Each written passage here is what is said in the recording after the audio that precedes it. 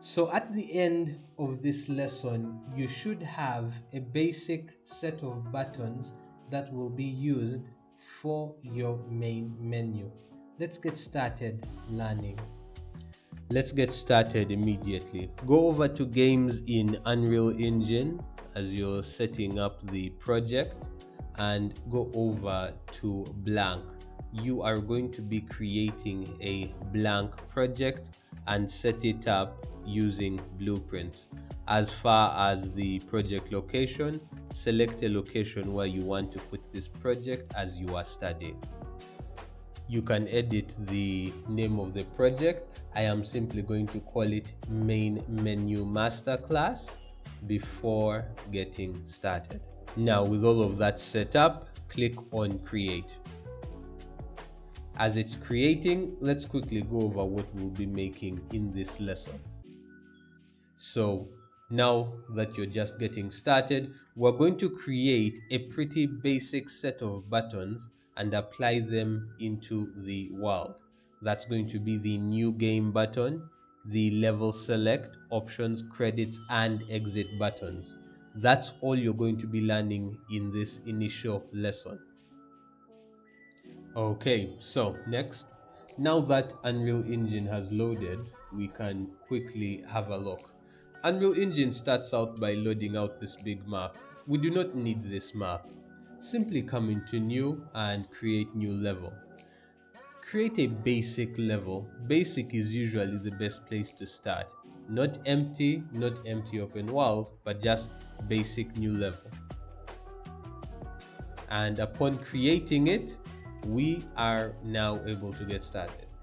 You can press Ctrl S to save, and under Engine Content, we're going to simply create another folder. Now the name of this folder, I'm going to call it New Folder, and I'm going to call it Levels. Then under the Levels, I will consider the name of this level 001, since it is going to be the first thing players should see when they enter your game. Now, as a way to secure making sure that the next time we restart Unreal Engine, it takes us to this level and nowhere else, you're going to go into Edit, look under Project Settings, and click on that. Now within the project settings on the left, you'll notice description, encryption, gameplay tags, and maps and mods. Click on maps and mods. On default maps, this right here is set to open world. The reason it is set to open world is because that is the default in Unreal Engine, but we do not want it to go into the open world when the game starts. So I want to click on that and we'll look for the level we just created called 001. Next, we're going to go into game default map and we are going to do the same thing. We are going to set it up for 001. And now that we have that set up, we are good to go. This is going to be where our main menu is going to be set. So if we press play right now, notice that you are able to use WASD to move around and the mouse to look around. We do not need our player to have control, so what we are going to do is you're going to look for place actors. This is going to allow you to place actors in the level. If you are not able to see place actors within your window, this is how you put it there. You come over here to window and you look for place actors. Actors are the things that Unreal Engine uses as objects. Let's say the player character, the enemy, and the camera. Right now, what we want is the camera. So let's go into place actors. Now that it's here in the window, we'll come here and we will look, and what we want is a camera. So I will simply search and I will type in camera.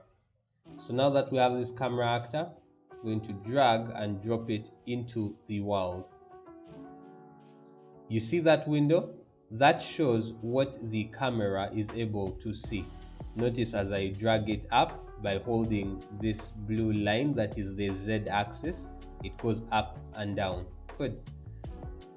Now you can move it left and right.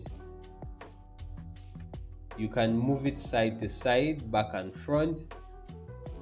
And that is how you turn the camera. Rather, that's how you move the camera around. Now that we have our camera placed into the world, let's quickly press play.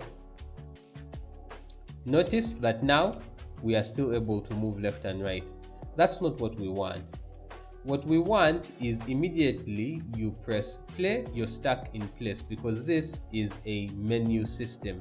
It is not meant to be controls where you can move around.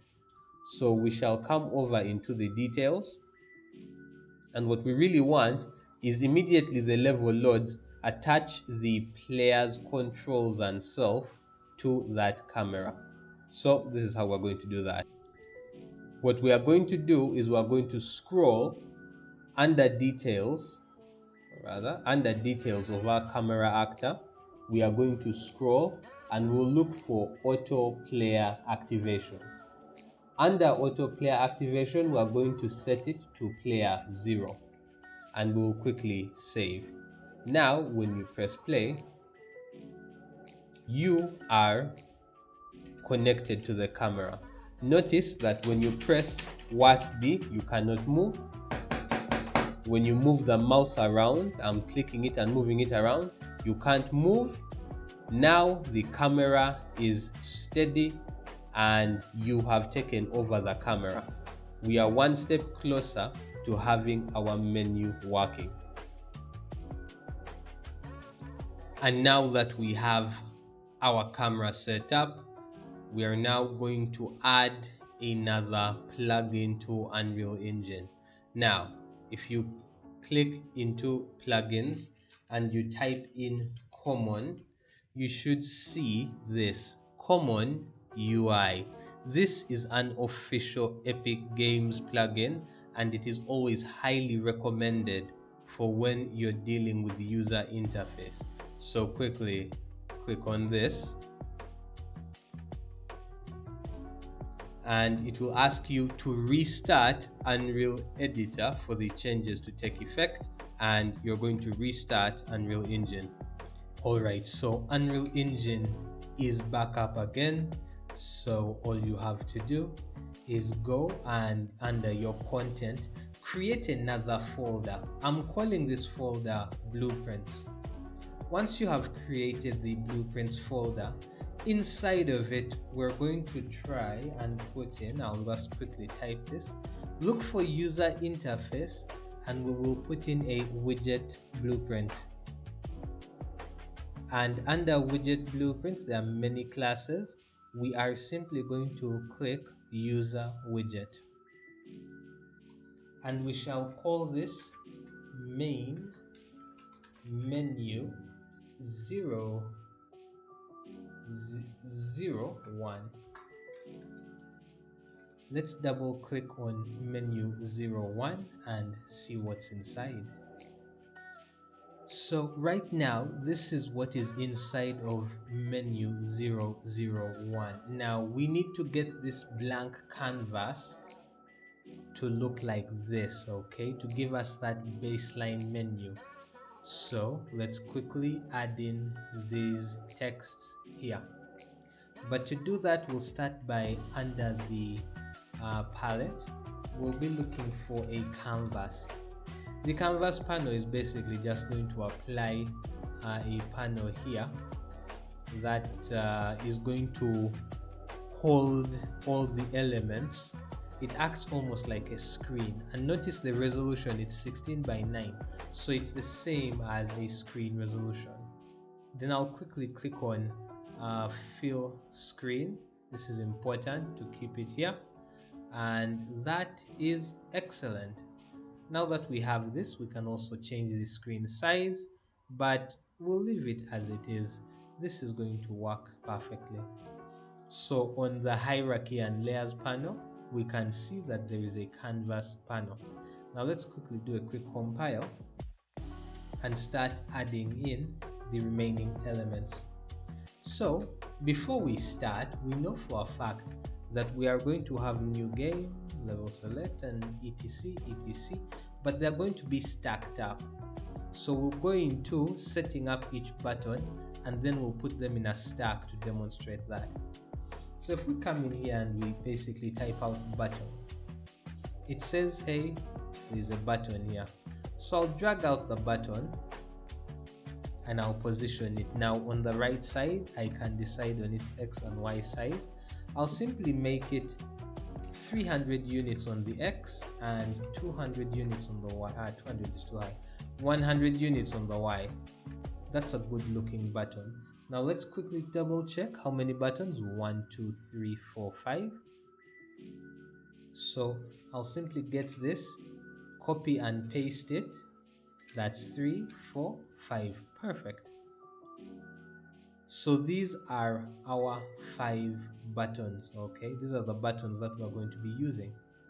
Now I'll go to the first button and quickly pressing F2, I will call this button new game button because that's what it states. Next, level select button. Simply come here and type level select button.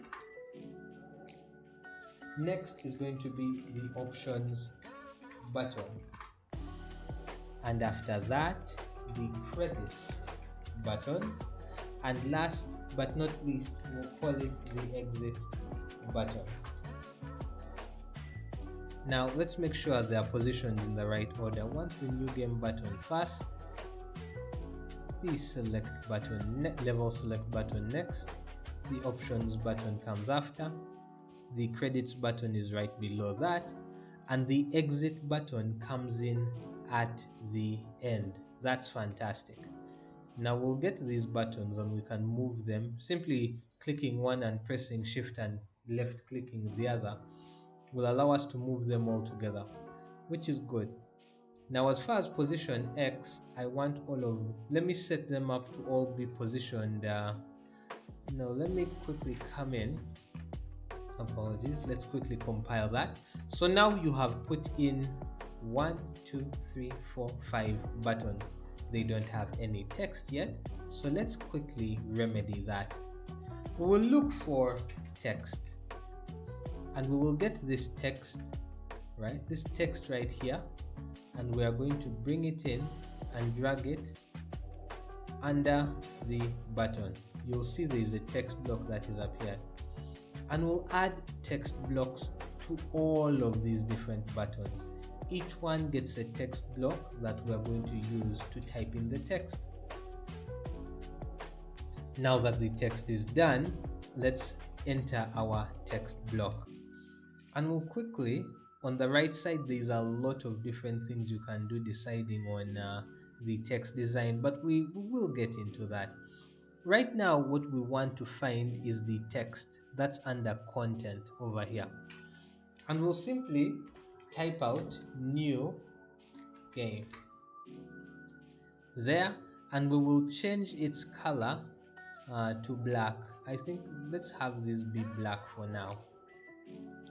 Then we'll come in to the next one and we will adjust it to be level select, and we're going to do the exact same action for all of our buttons. The next is options, which is good, and then do the same thing, just set it up. We want them to all have a consistent style, and then credits, and we will also change the text color to black, and last but not least exit game, and have it be black in text as well. So here we are with a very basic set of buttons. Excellent. Now if we come in over here, we are going to do this in a much better way later, But let's simply say we wanted to line them all up on the left. We can simply set up the position X as 100 for each and every one of them, just to have them equidistant to the left. But we'll come in and I'm going to show you how to organize these in a much easier, much more comfortable manner. So now we have this.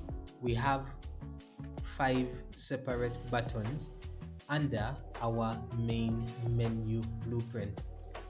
But if we press play, notice nothing has happened. There's nothing. If we press any buttons, nothing. The menu is created but not yet attached to our viewport. The viewport is this area over here that contains the game world, and it shows what the player sees when they get into the game. Now quickly let's add this into the viewport. Now to add our menu over here to the screen, all you have to do is click on this, right? Click on this icon right over here, list of world blueprints available, and open the level blueprint. And you'll notice the level blueprint is called 001, and the level we are in is called level 001. So this is the level blueprint. Now we want to look for a node called event begin play.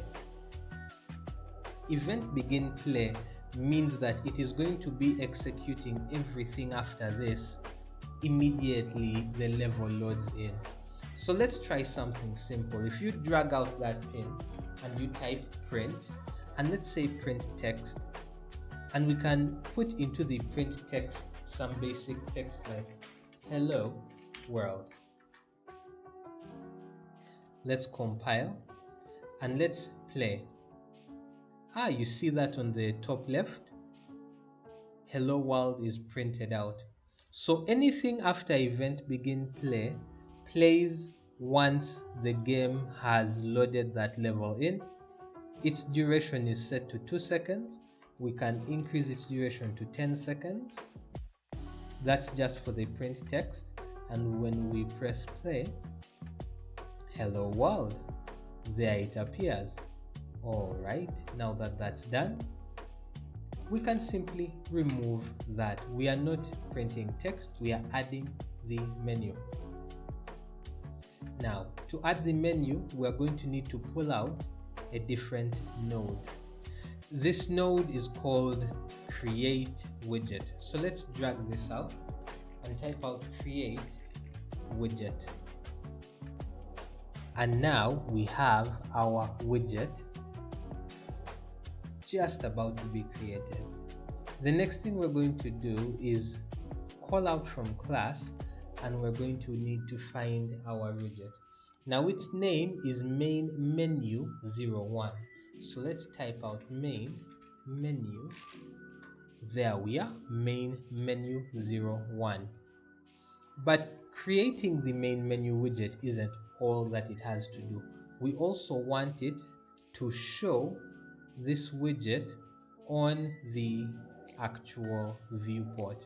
So we will say, hey, after creating it, let's quickly promote this to a variable which allows us to manipulate it, and we'll call this variable active main menu. Menu, I typed Y. Active main menu is going to be main menu 01. Then we'll drag out and we will type out add to viewport, and here we are. We'll drag out that to here, and voila, let's quickly compile, and now you can see this is going to add to the viewport. Let's test it out. So inside of here, let's press play and see the magic happen. Voila, we now have a menu, but however, notice that we do not have active control over it. I'm pressing WASD. I can't. I'm moving my mouse around and I can't. It is currently on the screen, but we are not yet able to properly interact with it. So to fix that issue, we are going to make one change. Inside of our blueprint here of the level, we are going to tell the game to give you control of the menu and let you touch the menu. So we'll come here from event begin play, create that main menu 01 widget that we selected from there. We set the value to be the active main menu. We have added it to viewport. Then we shall change the input. So we'll quickly drag out another node, and that node is going to be set input mode. And we have a couple of options. We have game and UI, we have game only, and we have UI only. For now, since this is all about learning UI, we'll set it up for UI only. Nice. This is good. Now that we have this done, we'll also bring this in and let's test it out. We'll quickly compile and press play. It's not yet working. Why is that? Well, while we have the input mode set to UI only, we still do not have our mouse cursor visible. And on top of that, the game has no idea which player controller is going to be controlling the menu. So let's quickly right click again on the blueprints, and we are going to be looking for get player. Let's type this again, get player controller. Excellent. And this is it, player index 0. Since this is a single player menu, this is going to be the menu they see. So let's connect get player controller right over here, which is good.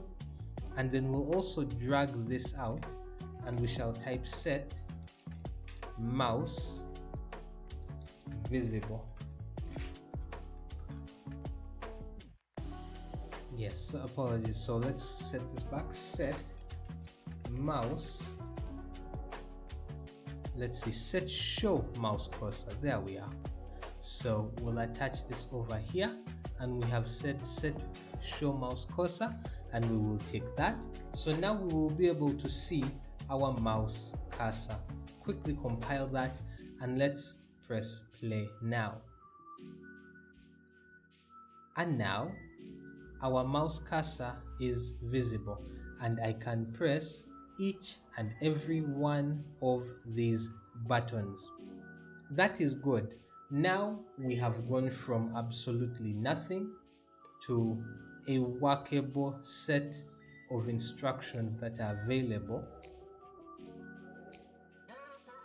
for the game. So we have this, we have our buttons on screen. Now that we have our buttons on screen, in the next lesson we are going to get into how to actually make these buttons lead to something. Let's move on to the next lesson.